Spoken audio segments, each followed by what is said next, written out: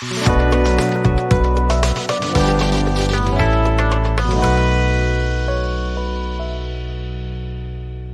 morning, champions in real estate.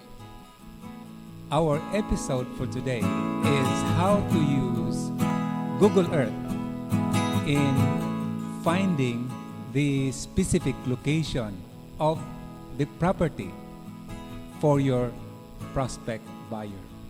Buyers want to know the exact location, and you need Google Earth in order to help them visualize the actual location and the vicinity surrounding the specific property. There are many uses of Google Earth, but in this episode, we will just focus on the use of Google Earth for finding the specific location of the property. Okay, so let's go to my computer screen. Okay, so let's now go to my computer screen so I can demonstrate to you how to use Google Earth. First, you have to visit the website and you need to type Google Earth. Okay, search for Google Earth, and it will show the map all over the world. So we call that Google Earth. And then you need to search the specific location of the property that you want to take a look. So what you can do is to click this icon, a search icon, and you can type, for example, Pitos, Cebu City. Since I have already typed a while ago, Pitos, Cebu City, then it appears here. All right, so it will show the specific location in Pitos. See? As you can see here, this is Pitos as shown by Google Earth. All right, so automatically it will bring you to the location where you typed your location on the search bar. All right, so I'll erase this, and I will have to use my mouse to zoom in and zoom out. The roller of my mouse can be used to zoom in like this. And I'll also reverse in order to zoom out. Okay, zoom in, zoom out. Left click so that the hand will appear. Okay, this is important because you can control the map as if you are holding the map in your hands. Okay, just like that. Now, if you have a physical map, you can compare the shape of the subdivisions that you can see in Google Earth. And from there, you will be able to identify the exact location of the property. For example, we will have to zoom out so that we can see exactly the location of the unit. This is the house, for example, this one. Okay, assuming this is the house. And of course, by the location and the size as well as the shape of the vicinity of this location, you will be able to identify that this is the lot or the house that you want to show to him. Okay, so let's erase this. And in what way that you can send to him this information? It's only you who can see it for the moment. what you can do is to use screenshot. In my keyboard, for example, I use Alt and print screen. So I click Alt, print screen together, and then I will open a PowerPoint. Okay, I'll open a PowerPoint and choose blank presentation. I'll click this out, delete, double click and delete. And then paste.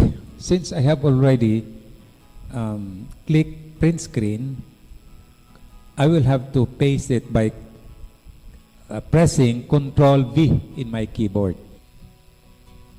Okay, so this is it. This is the house, for example. So the next thing to do is to insert an arrow. Insert, shape, and then click this arrow. And you have to drag the arrow in such a way that it points the specific house that you want to show to him. Okay? But I think you need to click home and click this shape outline, and then the weight will have to be bigger. So make it maybe yellow to make it clearer. Okay? So this is now pointing the specific house that you want to show to him. Okay, click insert for the text box. All right, so this is the text box, and then this is the house in Pitos.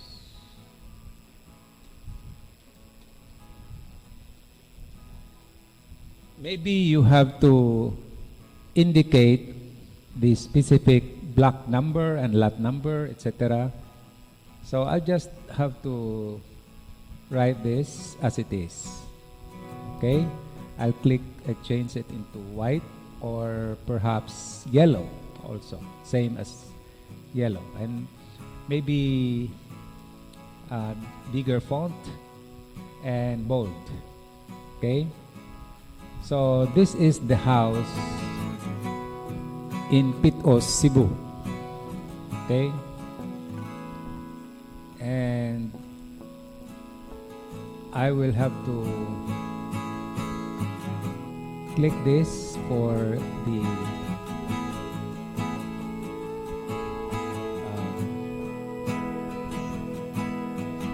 and then perhaps yellow.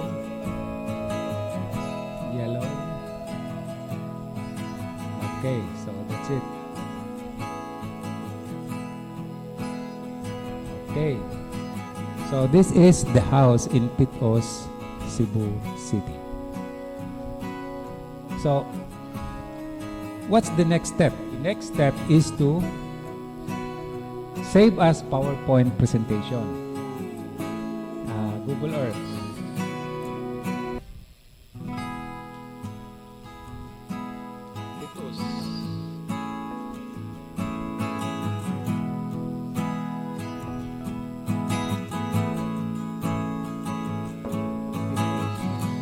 Okay. And I will also have to save in JPEG form. Okay.